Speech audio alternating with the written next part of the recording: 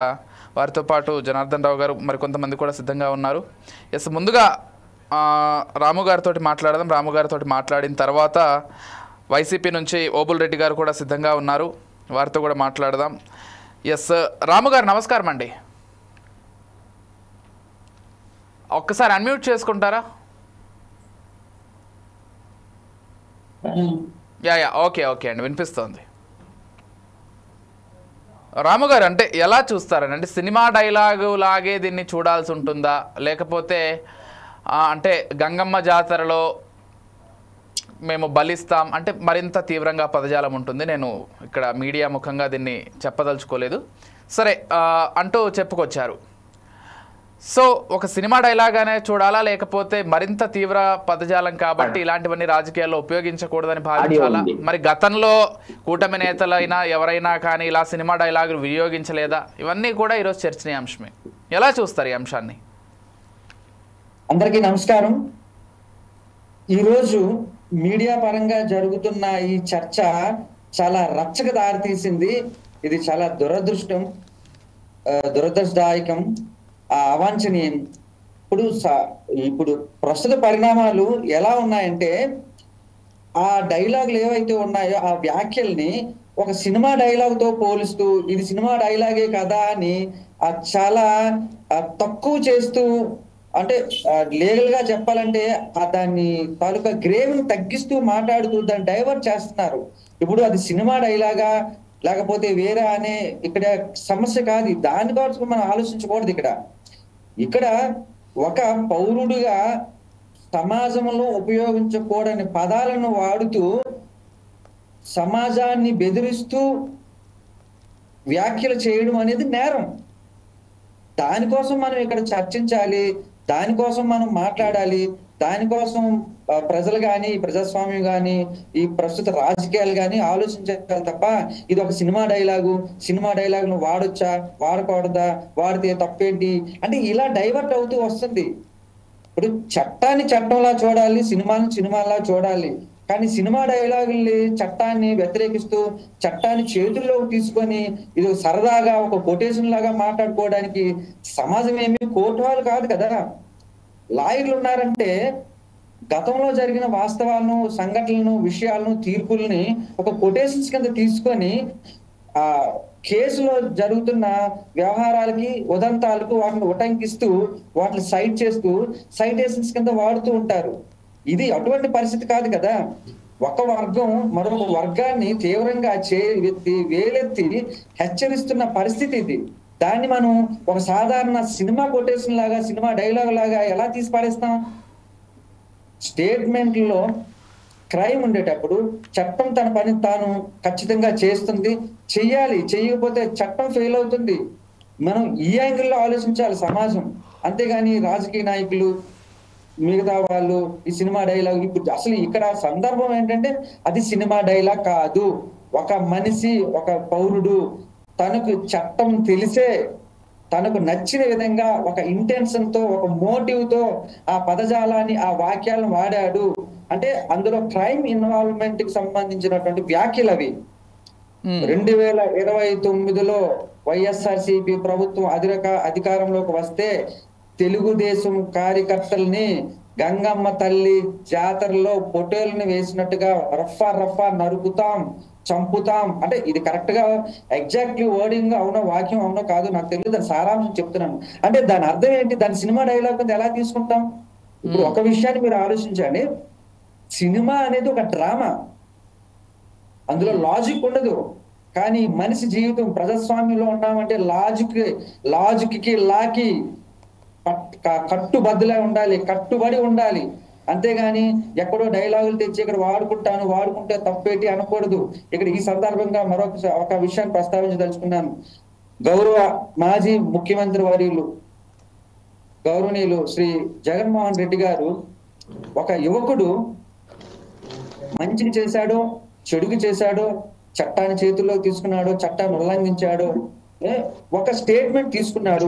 అది ప్రభుత్వం అది తప్పు అని గుర్తించి వాళ్ళందరి మీద విచారణ జరుపుతూ ఉన్న క్రమంలో అది తప్పు కాదు అని మళ్ళీ ఈ హోదాలో ఉంటూ జగన్మోహన్ రెడ్డి గారు వ్యాఖ్యలు చేయడం ఒకసారి సరి చూసుకోవాలి, సరి చేసుకోవాలి. ఆ, నేను ఒక న్యాయవాదిగా నా సలహా కూడా నేను ఇవ్వగలుగుతున్నాను. Right. ఎందుకంటే Hmm. ఒకటి, అటువంటి వ్యాఖ్యలు రావడానికి కారణభూతులు జగన్మోహన్ రెడ్డి గారు. ఈ రోజు అక్కడ ఒక సంఘటన కోసం ఆయన వెళ్ళారు, అక్కడ జరిగిన ఉదంతం ఇది. అంటే అక్కడ ప్రొవోకేషన్ జరిగింది. ఈ సంఘటన మూల కారణమే జగన్మోహన్ రెడ్డి గారు. నెంబర్ 1 ఆ యాంగిల్లో తీసుకున్నా కూడా ఒకటి, పోలీసులు ఆయన మీద చర్యలు తీసుకోవడానికి అవకాశం ఉంది. రెండోది, ఆ సంఘటన ఉదంతం జరిగిన తర్వాత కూడా ఆ క్రిమినల్ యాక్టివిటీని ఒక సమర్థించడం, తిరిగి ఆయనే మళ్ళీ దాన్ని వర్బల్ గా ఉచ్చరిస్తూ తెదేపా కార్యకర్తలను పొట్టేలను నరికినట్టుగా నరుగుతాను అంటే అందులో తప్పేముంది అని ఒక తప్పుని, ఒక నేరాన్ని, ఒక క్రైమ్ కాదు అని ఉదాహరించి దాన్ని చెప్పడం ఇంకా సమాజంలో ఇది ఇంకో కొంతమందికి ఇది బూస్ట్ గా వస్తుంది. ఇటువంటి ప్రేరణ లేదు అంటే ఎగదోసే ధోరణిలో మాట్లాడడం, దాన్ని అబెట్మెంట్ అంటారు. అబెట్మెంట్ ఈ పదాలు ఇంకొకరికి బూస్ట్ గా ఉండి ఇంకా కొన్ని కొత్త వ్యాఖ్యలు రావడానికి కారణభూతం అవుతాయి. సో ఈ రకంగా అయినా సరే కూడా త్వరలో నాకు తెలిసి జగన్మోహన్ రెడ్డి గారి మీద కూడా కేసులు రావడానికి అవకాశం కనిపిస్తుంది.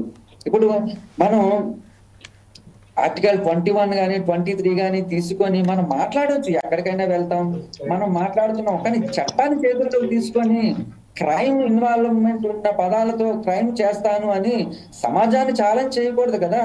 అందులో తక్కువ పదాలు కాదు కదా. నేను చంపుతాను అన్నా సరే దానికి ఒక ఎక్స్టెంట్ అర్థం ఉంది. నేను మెడ తలకాయలు తీసేస్తాను అన్నంత రేంజ్ లో ఆ వర్డింగ్ ఉంది. దీన్ని మనం సినిమా డైలాగ్ గా తీసుకోవడానికి లేదు కదా.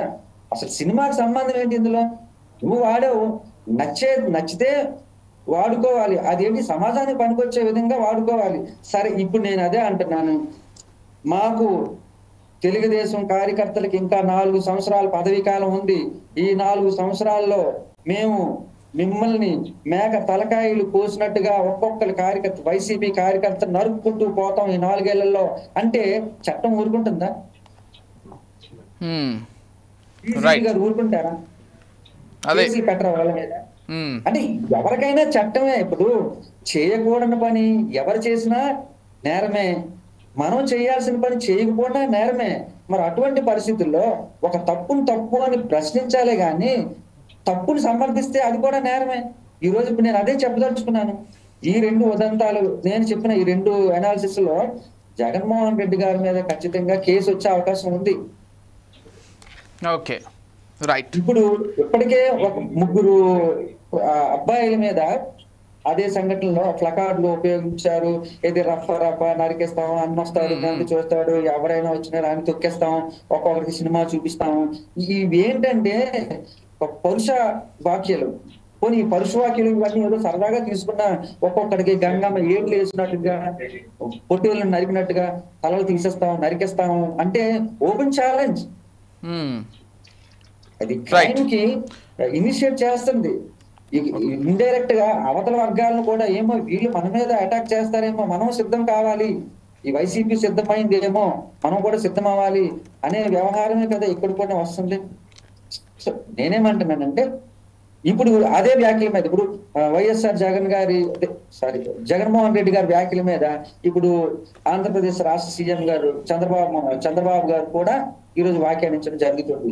అంటే ఎక్కడికి పోతుంది? ఇది చేసేది చిన్న తప్పు, ఆ చిన్న తప్పును సరిదిద్దుకుంటే ఇంకా పెద్దదయ్యే అవకాశం లేదు. దానికి డిప్యూటీ సీఎం గారు మళ్ళీ సినిమాలా చూడండి, అంతవరకు ఉపయోగించండి, దాన్ని బయటికి తీసుకురావద్దు.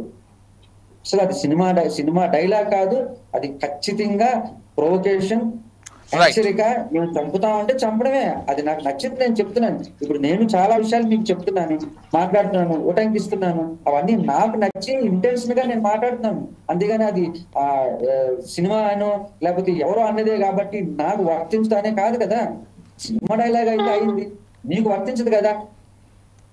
సినిమా డైలాగ్ ఇప్పుడు సినిమాలో ఒక హీరోకి హీరోయిన్ ఐ లవ్ యూ చెప్తాడు రోడ్డు మీద వెళ్తూ ఉంటే, ఒక రోడ్డు మీద వెళ్ళి ఆ అమ్మాయికి నువ్వు కూడా సినిమాలో లాగే ఐ లవ్ యూ చెప్తావా రోడ్డు మీద?